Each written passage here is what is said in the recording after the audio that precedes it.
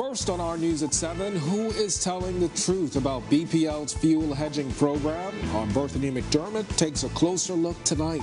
A man is sentenced for the 2021 road rage killing of a senior citizen. We'll tell you how long he'll be behind bars, plus what caused a structure on Over Yonder Key in the Exumas to go up in flames. Fire investigators from the capital begin to comb through the ruins. And then in our news at 7:30, details of the $121 million worth of properties purchased by the now bankrupt FTX. Our news live at 7 starts now.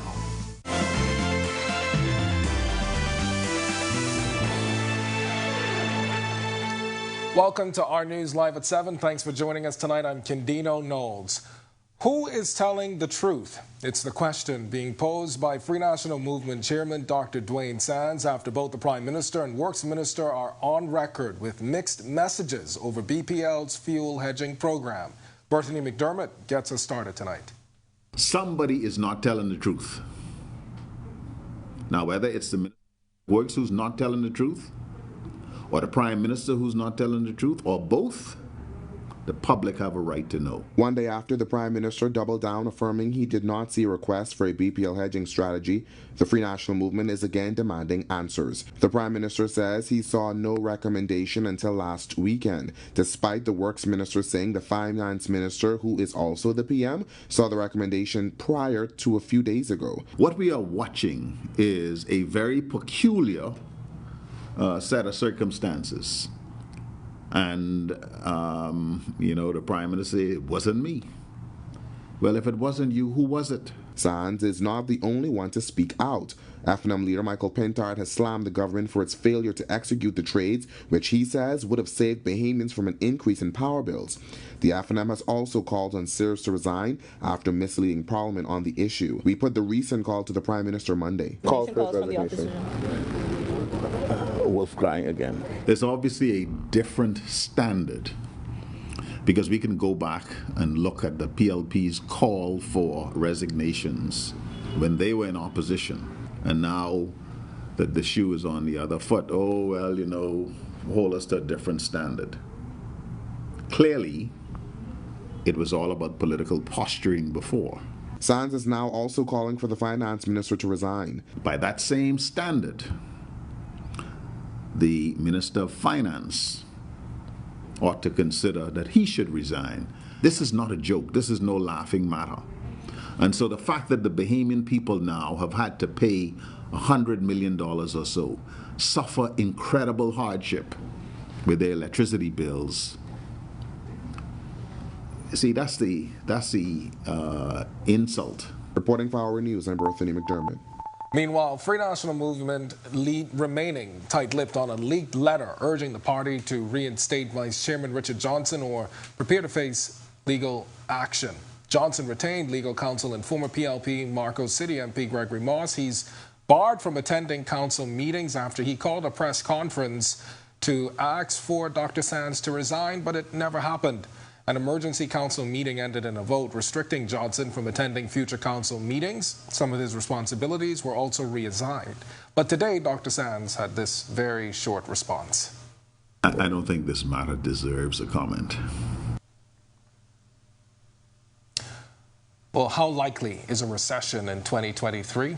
It's the question panelists sought to answer during an economic resilience webinar today. Economist and CEO of Fidelity Bank, Gowan Bose, says Bahamians should pay special attention to world economics, adding that there is still a period of time where the Bahamian economy is going to be challenged.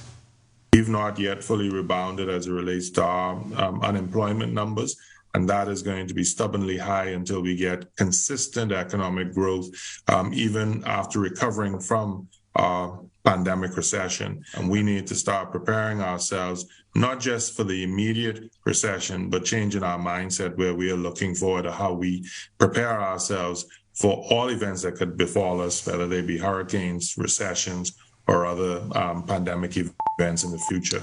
Now, Bo had much more to say on the issue. Be sure and tune into Our News at 7:30. We've got a full story coming up. And a man will spend the next 15 years in prison for the 2021 road rage killing.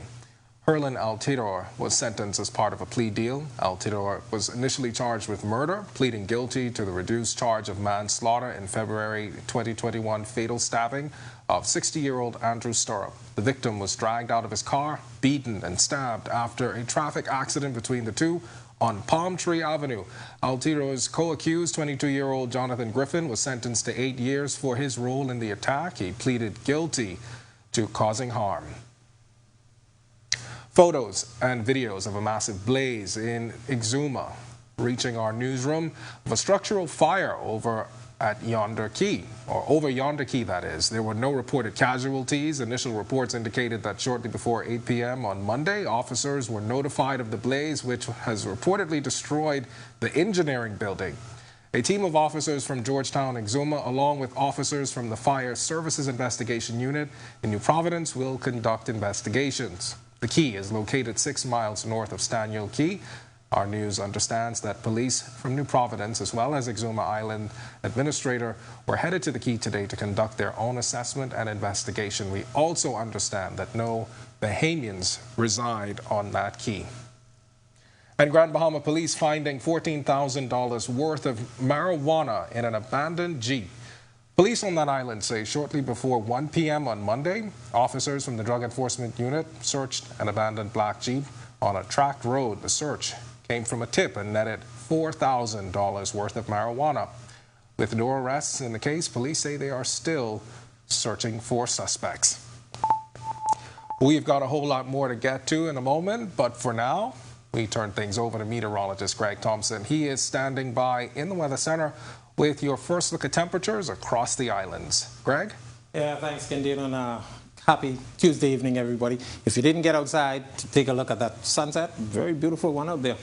Right now, we are at 81 degrees with a few clouds outside our studios. The winds are out of the east-southeast at 12 miles per hour, and your field slight temperature at 83. Temperatures around the islands right now, across the northwest Bahamas, 78 in Freeport, Grand Bahama, Marsh Harbor, you at 76. We pick up 80 in Allenstown, Bimini, across in Great Harbor Key, 81 here in the capital, 81 as well. 83 in Nicholstown, over in Governor's Harbor, you are 82 at this hour. Central Bahamas, 82s in Kemps Bay, Andros, Georgetown. We pick up 81 in Arthurstown, Cat Island. Across in Cobinton, San Salvador, is 79. 85 at Deadman's Key. Southeast Bahamas temperatures in the low to mid-80s there. 85 in Duncantown, Ragged Island. Colonel Hill, Cricket Island, 81, 82 in Delectable Bay, as well as in Abrahams Bay and in Turks and Caicos Islands. Matthewtown in Agua, you are also 82 at this hour. Satellite view around the area, really that frontal boundary that has been persistent across the northwest Bahamas is now lifted towards the north. It's north of the northernmost islands. Still some clouds hanging out across the Grand Bahama, the Arbor Coast, as well as the Bimini area. But most of that activity will continue to lift towards the north. High pressure will dominate our weather over the next couple of days. Tight pressure gradient across the southeast Bahamas, so we could see some breezy conditions across that area and maybe a couple of isolated showers hanging around. That's your first check on weather. Stick with us, a look at the tropics, and your extended forecast is still to come. Thank you. Still to come in our news, reimbursement for the Securities Commission for its work on the FTX collapse so far, plus why the airport solution is just one piece of getting the Grand Bahama puzzle right. And busy holiday travel is taking off at LPIA. If you're planning a trip soon, you don't want to miss this story. Our news continues in a moment.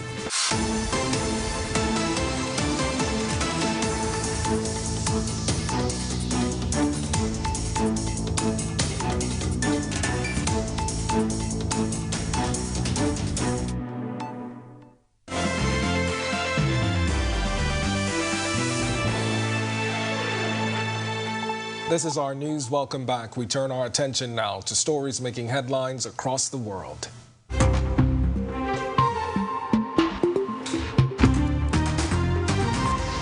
The death toll rising to 268 following an earthquake on the Indonesian island of Java. More than 1,000 people are wounded and 151 are still reported missing. Close to 22,000 homes are damaged and more than 58,000 people have taken shelter in several locations in the region. The quake on Monday measured 5.6 in magnitude, causing landslides that buried entire villages. Most of the residents' complaints are about the lack of drinking water and support. Things like blankets and medicines. My instruction is to first prioritize rescuing and evacuating victims that are still trapped under the rubble.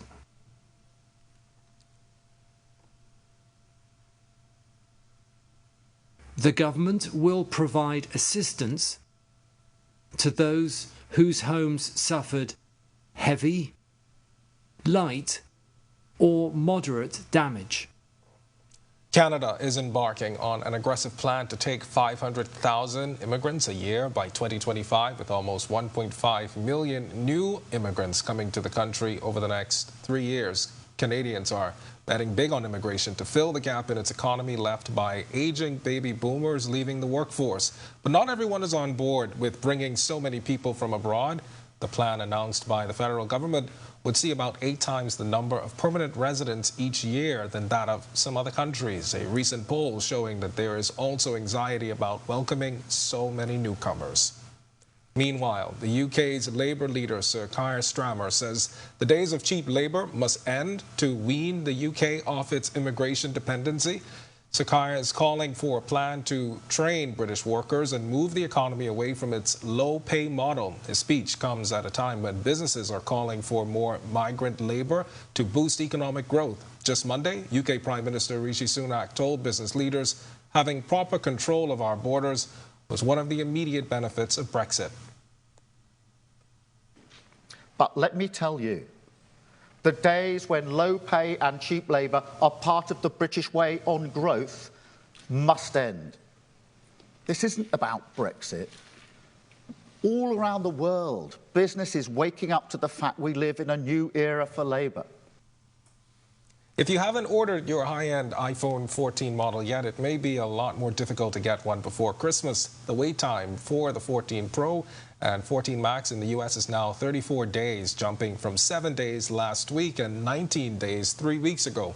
In a series of checks on Apple.com, including New York, stores in Los Angeles, Washington, Chicago, and Miami, most of the iPhone models in storage had delivery dates from December 28th or later. They were also unavailable for pickup in most locations. A small plane crash Monday in a neighborhood in the central Colombian city of Medellin, killing 8 people. There were no reports of injuries on the ground. The aircraft crashed after takeoff. The victims on board the twin-engine Piper PA-31 include 6 passengers and 2 crew. The exact cause of the crash has yet to be determined, even though eyewitness reports say the pilot was unable to keep the nose of the plane aloft. 7 homes were destroyed and 6 other buildings damaged. Este avión, al momento del despegue, muestra una This plane shows an engine failure at the time of takeoff. The pilot unfortunately couldn't keep the plane in flight, and it crashed in this neighborhood, the Belén Rosales neighborhood. As I've said, it involves 8 people. Unfortunately, all 8 bodies have been identified at the scene. There are 6 buildings that have been hit, the plane broke into 3 parts, and there are at least 7 homes in total that are destroyed. And finally, the Dominican Republic rejecting criticism of its crackdown on Haitian migrants. The criticism coming from a growing number of countries and human rights agencies. Dominican authorities are ramping up border enforcement and deportations of Haitians, saying the actions are crucial to national security. The crackdown comes as turmoil intensifies in neighboring Haiti due to gang blockades and a cholera outbreak. Authorities say they've deported over 43,000 migrants between July and October. Still to come in our news, today in history, find out interesting facts about the day that was November 22nd, including the death of the most infamous pirate in 1718. Plus, Greg is back with your extended weather forecast. And then in our news at 7:30, the son of a former cabinet minister is facing drug possession charges. It's all coming up when Our News returns.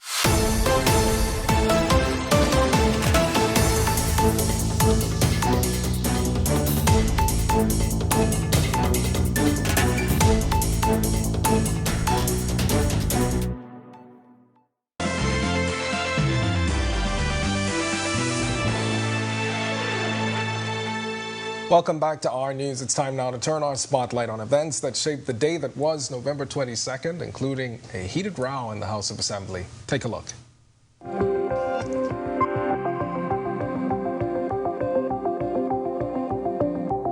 On this day in 1718, Edward Teach, more famously known as Blackbeard, was killed by Lieutenant Maynard at Ocraquay Inlet off the coast of North Carolina. It was a bloody battle during which Maynard inflicted more than 25 wounds on Blackbeard's body. When it was finished, to prove that he had finally killed the feared pirate, Maynard sailed into Bathtown with Blackbeard's head dangling from the bowsprit of his ship. Blackbeard is by far the most notorious pirate to have lived in the Bahamas. His pirating career lasted about 5 years, and it is estimated that in that time he captured about 40 ships. And in 1965, a very heated debate took place in the House of Assembly when Sir Stafford Sands, Minister of Finance and Tourism and acting Premier, revealed for the first time that his government was prepared to agree to the transfer of the existing gambling license from the venerable Bahamian Club to a new facility to be built on Paradise Island. Also in 1963, U.S. President John F. Kennedy was assassinated. It was the most notorious political murder in recent American history when Kennedy, the 35th U.S. president from 1961 to 1963, was shot and killed in Dallas, Texas, while riding in an open car. Then in 1986, with a second-round knockout of Trevor Berbick, 20-year-old Mike Tyson became the youngest heavyweight champion in boxing history. 1990 saw the resignation of British Prime Minister Margaret Thatcher after a split occurred in the ranks of the Conservative Party. In 1995, Pixar's Toy Story, the first entirely computer-animated feature-length film, was released and became a critical and commercial hit. And finally, in 2005, German politician Angela Merkel was sworn in as the country's chancellor, becoming the first woman to ever hold the post.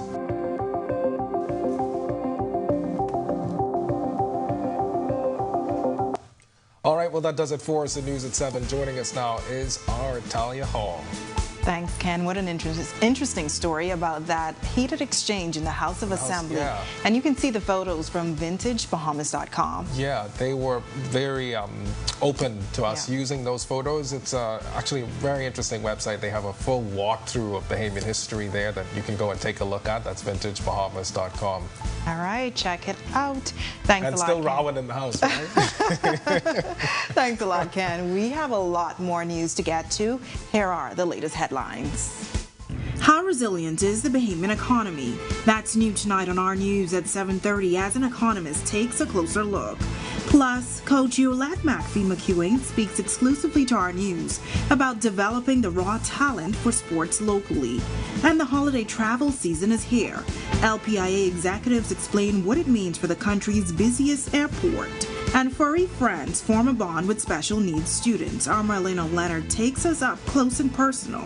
Our News Live at 7:30 starts in a moment.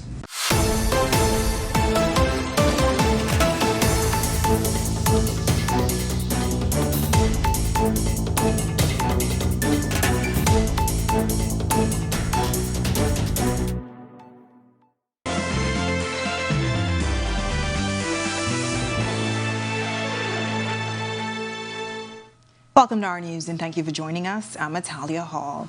First, to the latest on FTX. Sam Bankman-Fried, his parents, and senior executives of the failed cryptocurrency exchange bought at least 19 properties worth nearly $121 million in the Bahamas over the past 2 years.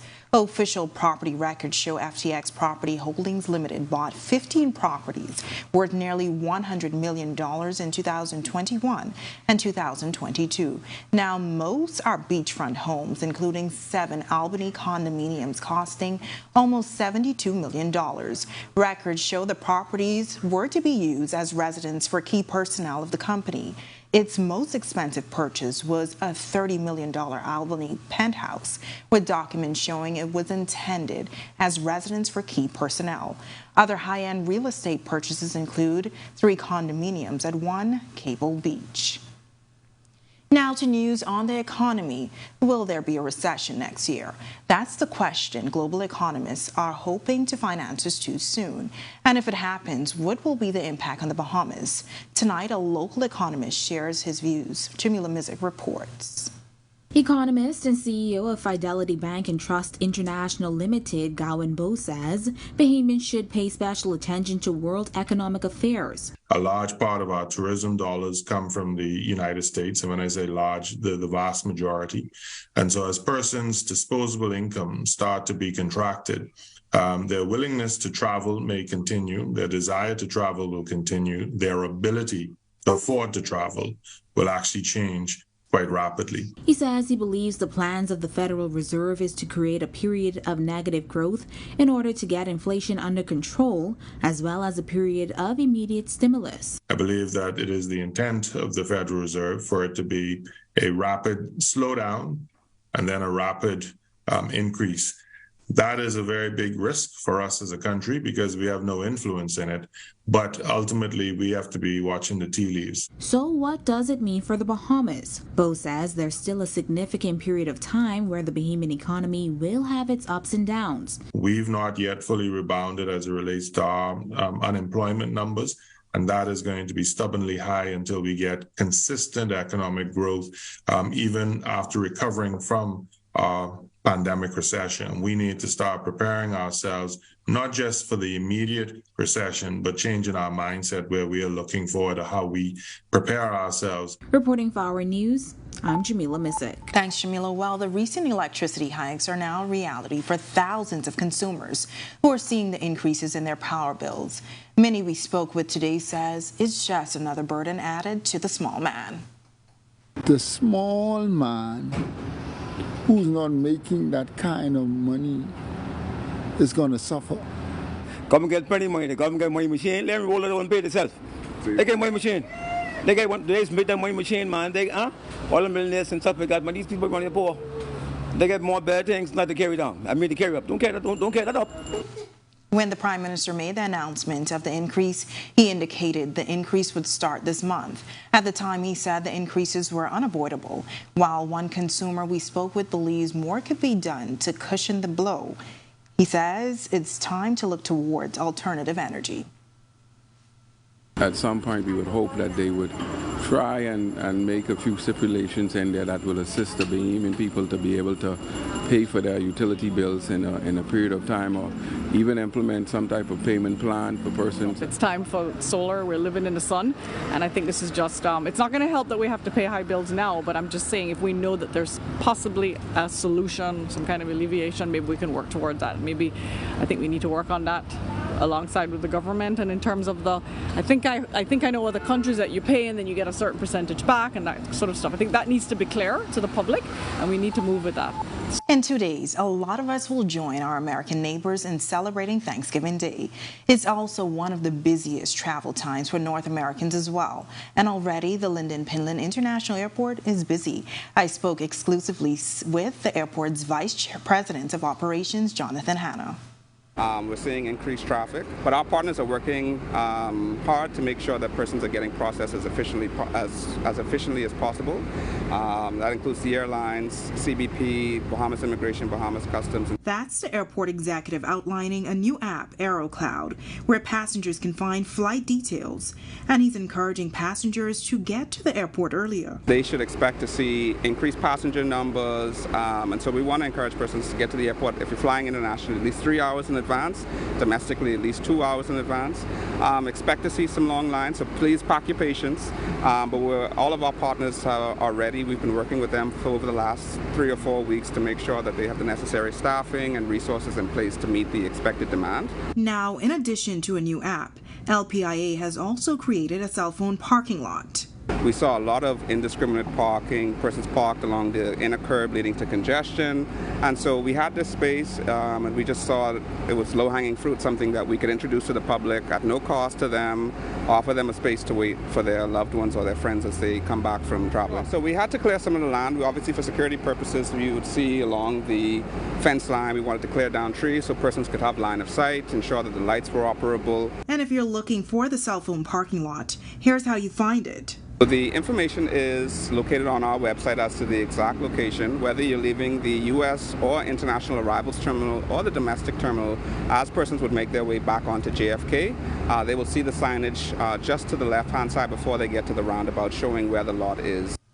A warm and mostly clear evening in the capital tonight. Meteorologist Greg Thompson is standing by live in the Weather Center with the latest. Good evening, Greg. Yeah, thanks, Natalia, and good evening, everybody. A very nice evening setting up. As you mentioned, warm, but we expect those temperatures to continue to drop. 81 degrees outside our studios right now with a few clouds. Your winds are out of the east-southeast at 10 miles per hour, and your feels-like temperature at 79. Across the islands, we're losing all the clouds. That frontal boundary that was persistent across the northwest Bahamas is now shifted towards the north. Some clearing across the Grand Bahama, Abaco, and the Bimini area, but the remainder of the Bahamas in charge with high pressure. So conditions will rather cool off tonight. We should get down into the low 70s, and we don't expect much in terms of any rainfall out there the rest of the evening. That's your first check on weather. Stick with us. Look at the tropics, and your extended forecast is still to come. Still to come on our news, a $4,000 drug find at an Exuma dock. But first, the son of a former cabinet minister pleads guilty to marijuana possession. We'll tell you how much police say they found on him. And it's no picnic for Cabbage Beach vendors, who say there are still unresolved issues at the beach. Now they're calling for a resignation. That's all coming up when our news returns.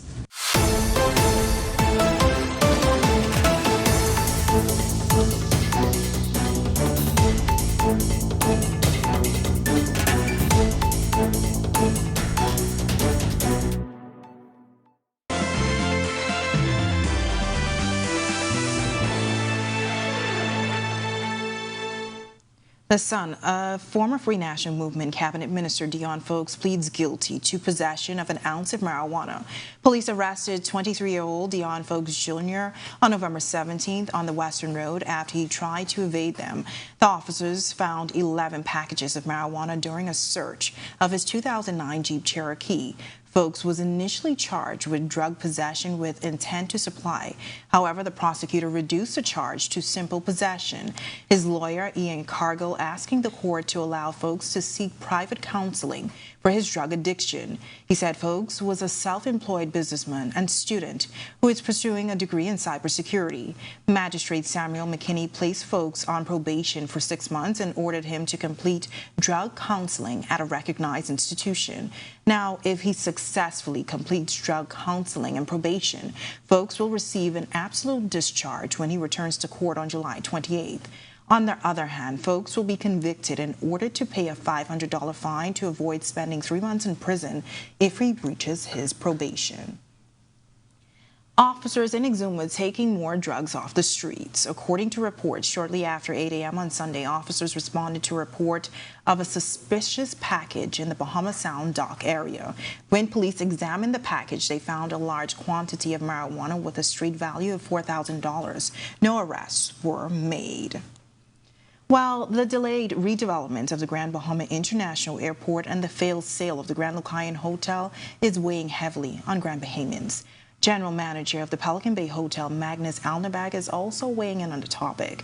You might be wondering why their general manager would be so eager for their competitor to open. So we have always sort of targeted that business because it's very suitable for Pelican Bay. But for the destination, leisure travel is an important part. And of course, with that comes airlift. And even though we of course all would like a new airport, it's not the airport in itself that's going to solve that problem. Back warns the longer the Grand Lucayan sits, the more difficult a sale may be. He also urges against only looking for the biggest global level brands, saying they have let Grand Bahama down in the past. The only 2 years where we have seen an upswing in the last 20 years in Grand Bahama in leisure travel was the 2 years when Sunwing leased memories from Hutchinson and operated it as their hotel, and that came with a big chunk of airlift that helped us all. We need a brand or a operator who can drive leisure tourism to Grand Bahama. Well, vendors on Cabbage Beach are up in arms tonight, alleging that pressing matters have not been resolved. They say their concerns are being ignored. Representing the group, President of the Bahama Dock and Vendors Association, Wendy Constantine, explained some of the issues. Biasness, victimization, and The ministry somehow seems to not be labor friendly, because I could say from my aspect of it, my emails and letters go unanswered. Matters are going unresolved. We've been asking for a meeting to sit around the round table to try to resolve some of these problems that we're having. The ministry needs to look into the things that is happening with Cabbage Beach and also Junkanoo Beach and try to bring some resolution to the matter. It's now time for tonight's Financial Market Minute, brought to you by RF, your local investment bank.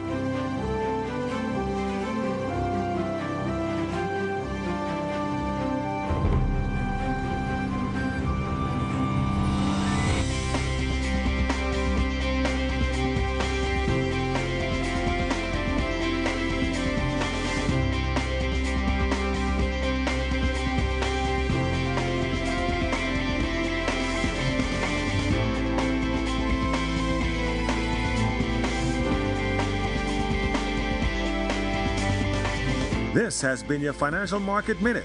To explore the best performing mutual funds in the Bahamas, visit our website at www.rfgroup.com. When our news comes back from the break, our homegrown college basketball coach talks developing sports in the country. Plus, coming up in sports for tonight, a good debut for Coach Yo and the Ole Miss Lady Rebels at the Pink Flamingo Championship. We'll also tell you how the Mingos soccer team still struggling after starting the season out perfect. That's coming up in sports. We'll tell you how some special needs students made fast friends. The details when our news returns.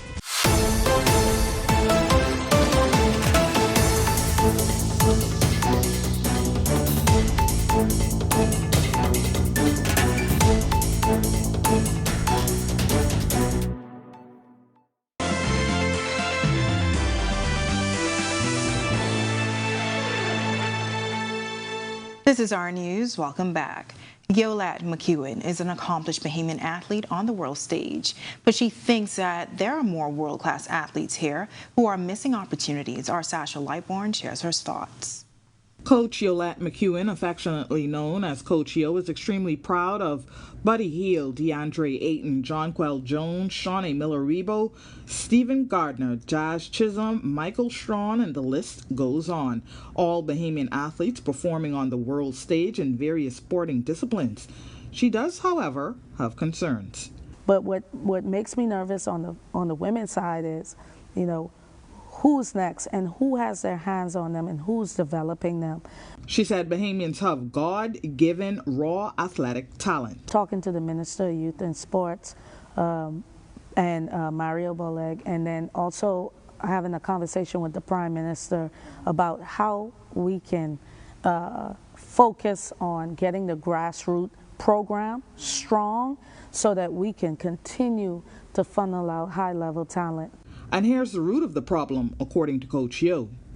I think it's a balance of finances, obviously. I think experience, I think, and this is no shade on the coaches, but one thing that happened, the pandemic happened, and it kind of really shut things down.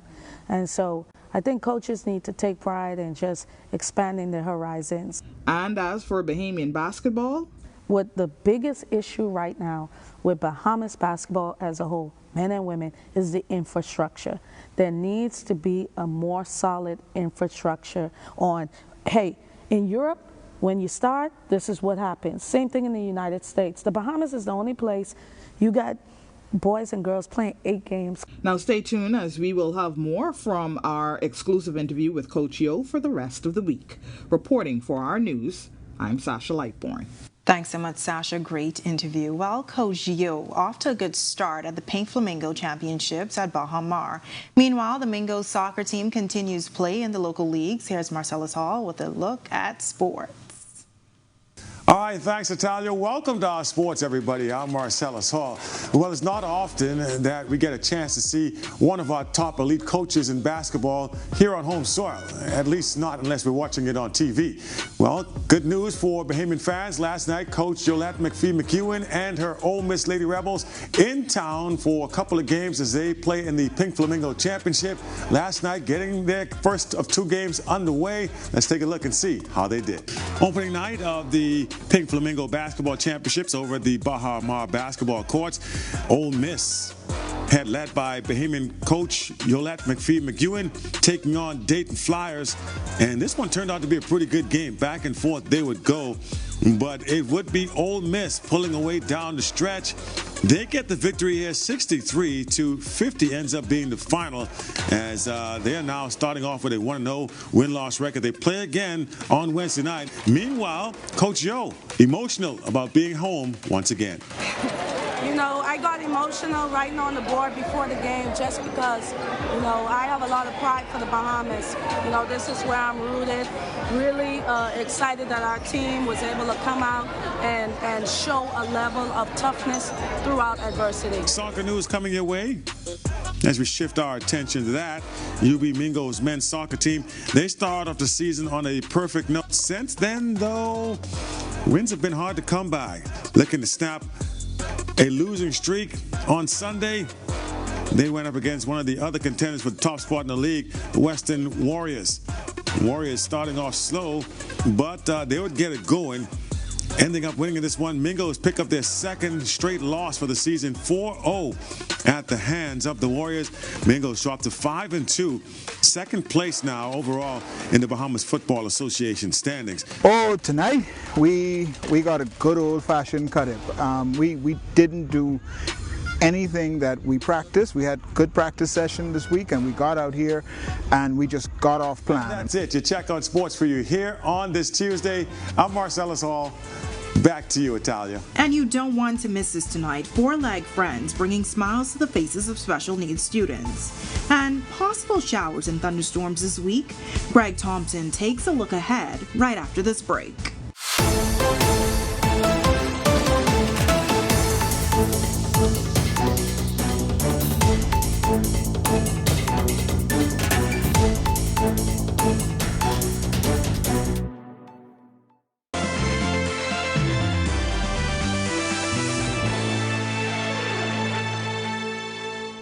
Welcome back to our news. Humid conditions with a chance of thunderstorms this week. Greg is back in the Weather Center live with your extended weather forecast. Good evening again, Greg. Yeah, thanks again, Natalia, and good evening, everybody. We do have that long extending frontal boundary across our area that's well out there in the Atlantic, and that kept us a little unsettled across the northwest Bahamas with a couple isolated showers, but that front is lifting back towards the north, so we're seeing some clearing skies across the extreme northern Bahamas. At the surface, though, high pressure stretching out of the Atlantic across our area will continue to dominate our weather for the next several days. That frontal boundary will oscillate back and forth. It could get back towards us by the end of the week, so we could see an increase in some isolated showers and thunderstorms, particularly across the northwest Bahamas.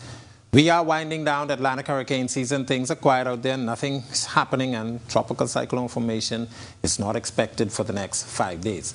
Future forecasts, that moisture, as I mentioned, with that frontal boundary hanging out across the northwest Bahamas, will eventually wane and lift towards the north. A couple isolated showers will be left over from that, and that frontal boundary once again will oscillate back and forth, so we could see 1 or 2 more showers by the end of the week. Boating conditions for the northwest Bahamas and northwest and central Bahamas. Small craft caution in effect for you guys out there. We still have some swells. Rip current risk high. East to southeast winds 10 to 15 knots. They will fall light and variable across the northwest Bahamas. Seas 2 to 4 feet, but up to 6 feet.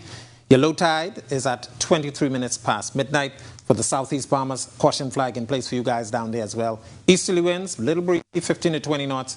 Seas running 4 to 7 feet over the open waters. Here's a look now at your national forecast.